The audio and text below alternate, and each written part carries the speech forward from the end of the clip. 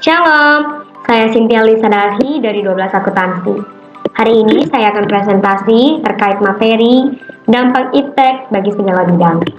Nah, sebelum kita masuk kepada pembahasan dampak iptek bagi segala bidang, kita harus mengetahui dahulu nih, apa itu iptek.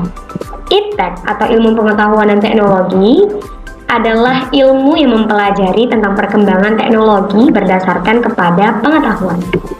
Nah, sekarang baru boleh nih kita masuk kepada dampak iptek bagi segala bidang.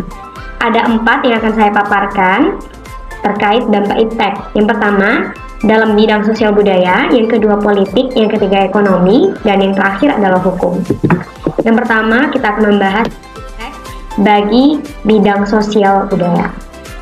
Yang pertama, kita akan bahas dampak positifnya.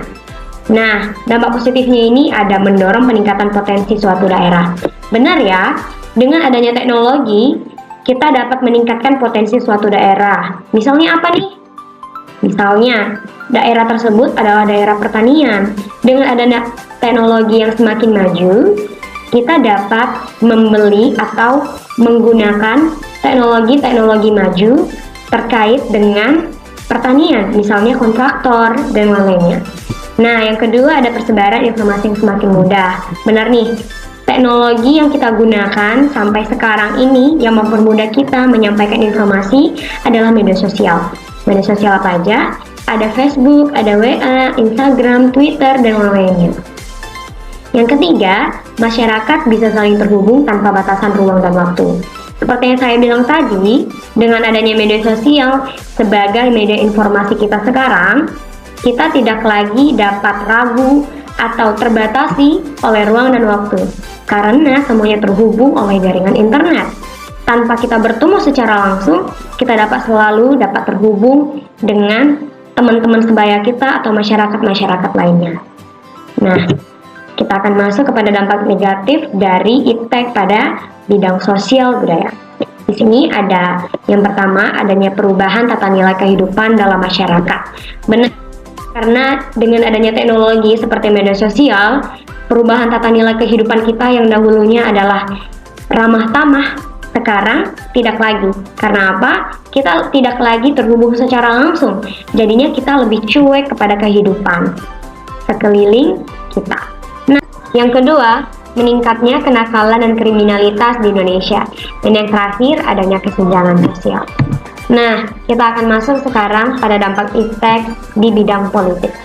Yang pertama kita bahas adalah dampak positifnya. Di sini saya menuliskan bahwa dampak positif dari iptek pada bidang politik adalah berkembangnya kebebasan berpendapat dan nilai-nilai demokrasi. Nah, dengan adanya iptek sekarang ini yang menghasilkan media sosial, menggunakan internet, kita dapat bebas berpendapat tanpa bertemu langsung dengan orangnya. Bahkan, kita dapat berdiskusi, berdemokrasi dengan orang lain, bahkan di luar negara ataupun di luar kota, tanpa bertemu langsung. Yang kedua, terjadinya kontrol politik atas kinerja pemerintah. Dengan adanya iptek sekarang ini, kita dapat mengontrol setiap kinerja pemerintah. Kita dapat melihat, kita dapat mengetahui, kita dapat mengerti setiap yang dilakukan oleh pemerintah. Nah, yang ketiga, adanya transparansi atau keterbukaan dalam kegiatan berpolitik, berbangsa, dan bernegara. Setiap yang dibicarakan oleh pemerintah, setiap hasil rapat, semuanya sekarang dapat kita ketahui dengan mudah dengan adanya media sosial. Nah, sekarang kita masuk dampak negatif iptek pada bidang politik. Yang pertama, terganggunya stabilitas sosial karena menyebarnya isu hoax. Karena penyebaran daripada informasi sekarang ini semakin cepat, maka isu-isu hoax pun semakin bermunculan daripada pihak-pihak yang tidak bertanggung jawab. Dan ini menyebabkan terganggunya stabilitas sosial, karena masyarakat zaman sekarang belum tentu dapat menyaring setiap informasi yang baik dan yang buruk. Yang kedua, munculnya gerakan radikalisme dan terorisme. Dan yang terakhir adalah munculnya gerakan separatisme atau mendirikan negara sendiri. Nah, sekarang kita masuk pada dampak iptek di bidang ekonomi. Yang kita bahas pertama adalah dampak positifnya. Yang pertama adalah meningkatkan kesempatan kerja. Benar nih, dengan adanya teknologi zaman sekarang, kesempatan kerja semakin banyak. Contohnya, kamu dapat berjualan online, atau kamu dapat membuat sebuah website yang menjadi penghasilanmu. Nah, yang kedua, adanya peningkatan peluang negara untuk memperoleh devisa. Benar ya?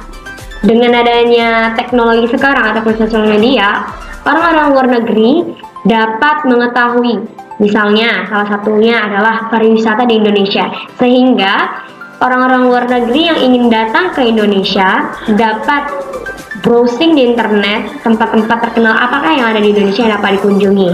Nah, dengan datangnya mereka ke Indonesia, kita dapat memperoleh devisa. Yang ketiga, membantu pencapaian kebutuhan hidup masyarakat. Dengan adanya teknologi sekarang, kita dapat memenuhi kebutuhan kita secara online. Misalnya, kita dapat membeli kebutuhan-kebutuhan kita melalui Shopee, Tokopedia, ataupun yang lainnya.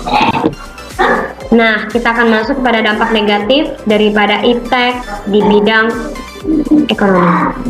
Yang pertama, kesenjangan sosial antara si kaya dan si miskin semakin meningkat. Dan yang kedua, pengangguran bagi tenaga kerja yang tidak memenuhi kualifikasi. Nah, sekarang kita akan mengetahui lebih lanjut tentang dampak iptek di bidang hukum. Yang pertama, kita akan membahas dampak positifnya.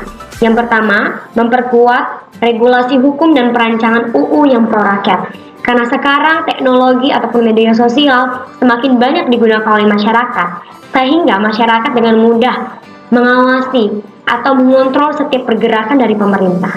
Jadi, pemerintah zaman sekarang itu harus pro rakyat. Kalau tidak, rakyat zaman sekarang akan dengan mudah menyebarkan informasi bahwa pemerintah itu memiliki image yang buruk. Yang kedua, semakin kuat tuntutan atau penegakan hukum yang profesional dan adil. Benar ya? Seperti yang kemarin baru saja kita dengar adalah informasi tentang Brigadir J dengan Sambo. Ini adalah salah satu bukti nyata semakin kuat tuntutan untuk penegakan hukum yang profesional dan adil, di mana banyak beramai-ramai rakyat Indonesia share tentang adanya informasi penembakan dari Sambo kepada Brigadir J, dan ini diangkat jadinya, yang tadinya itu terkubur jadinya terangkat berita ini dan menemukan titik terang sekarang. Yang ketiga, kuatnya demokrasi, supremasi hukum, dan pelaksanaan HAM. Nah, kita akan masuk sekarang pada dampak negatif iptek di bidang hukum. Yang pertama, menimbulkan tindakan anarkis dari masyarakat. Yang kedua, timbulnya unjuk rasa yang semakin berani dan terkadang mengabaikan kepentingan umum. Ini benar sekali, unjuk rasa yang semakin berani dan terkadang mengabaikan kepentingan umum.